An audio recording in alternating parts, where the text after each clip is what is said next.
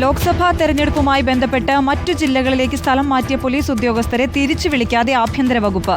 കഴിഞ്ഞ ജനുവരിയിൽ സ്ഥലം മാറ്റിയ പോലീസ് ഉദ്യോഗസ്ഥരെയാണ് തെരഞ്ഞെടുപ്പ് ഫലം വന്ന മാസം 1 പഴയ സ്റ്റേഷനുകളിലേക്ക് തിരിച്ചു വിളിക്കാത്തത്. ലോക്സഭാ തിരഞ്ഞെടുപ്പുമായി ബന്ധപ്പെട്ട് കഴിഞ്ഞ ജനുവരി ആദ്യമാണ് സംസ്ഥാനത്ത് സ്വന്തം ജില്ലയിൽ ജോലി ചെയ്തിരുന്ന മുഴുവൻ പോലീസ് ഉദ്യോഗസ്ഥരെയും മറ്റു ജില്ലകളിലേക്ക് സ്ഥലം മാറ്റിയത്. Sub inspector, circle inspector, DYSP റാങ്കിലുള്ളവർക്കായിരുന്നു ട്രാൻസ്ഫർ. എന്നാൽ തിരഞ്ഞെടുപ്പും 1 മാസത്തിനു ശേഷമുള്ള ഫലപ്രഖ്യാപനവും എല്ലാം കഴിഞ്ഞ് മാസം 1 ഇതുവരെ ഭൂരിഭാഗം പേർക്കും തിരിച്ച് സ്വന്തം സ്റ്റേഷനിലേക്ക് പോകാൻ സാധിച്ചിട്ടില്ല. ദീർഘനാൾ നീണ്ടുനിന്ന ഒരു പ്രോസസ്സാണ് ഈ തെരഞ്ഞെടുപ്പിലുണ്ടായത്. അതിൻ്റെ ഭാഗമായി ഉണ്ടായ ട്രാൻസ്ഫറുകൾ ഉണ്ടായ സമയം അധ്യയന വർഷം ആരംഭിക്കുന്ന വർഷങ്ങൾ കൂടിയായിരുന്നു എന്നതും ഒരു പ്രത്യേകതയാണ്.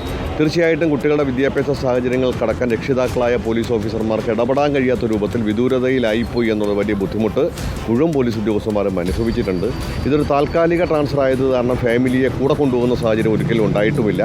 തിരിച്ചു വരും എന്നുള്ള പ്രതീക്ഷയിൽ 5 മാസത്തോളം ഇങ്ങനെ കുടുംബത്തിൽ നിന്ന് മാറി നിന്ന് ഒരു അഡ്ജസ്റ്റ്മെൻറ്റോ ലീവോ കിട്ടാത്തൊരു പ്രൊഫഷൻ എന്ന നിലയിൽ അതിൻ്റേതായ വലിയ ബുദ്ധിമുട്ടും ഉണ്ടായിട്ടുണ്ട്.